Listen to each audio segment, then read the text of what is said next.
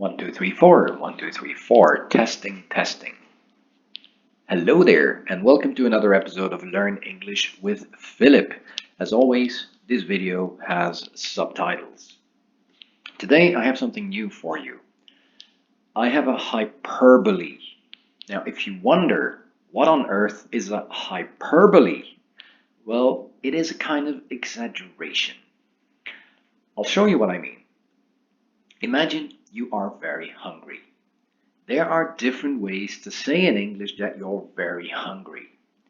I've already done a few videos on how to say that you're very hungry. For example, you could say, I'm famished. Anyway, that is not a hyperbole. A hyperbole is saying something that is totally exaggerated. For example, you could say, I'm so hungry, I could eat a... And now we need to find an animal. Yeah, an animal.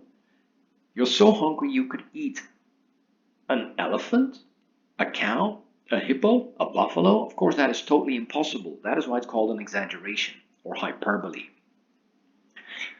Now, I just gave you some ideas, but none of the ideas are correct. The animal we're looking for is an animal that we usually don't eat, but it's pretty big. It can be found on the farm, and you can ride it. Have you guessed already? Have you? Well, if you guessed horse, you would be correct. So you could say in English, if you're very hungry, I could eat a horse. Or you can say, I'm so hungry, I could eat a horse. It doesn't really matter.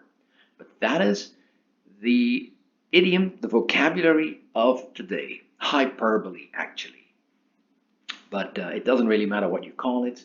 It's just interesting to know that if someone's very hungry, you might hear them say that they could eat a horse. It's just another way to say that you're very, very hungry.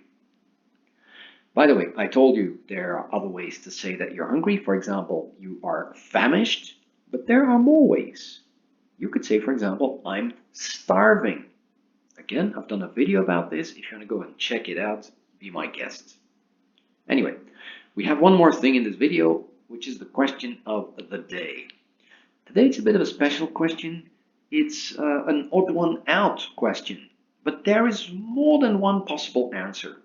The only thing you should do is pick your answer and explain why you think this word is the odd one out. I will leave some examples in the description of this video. Okay, that's it for me today. Thank you for watching, and as always, see you next time. Goodbye.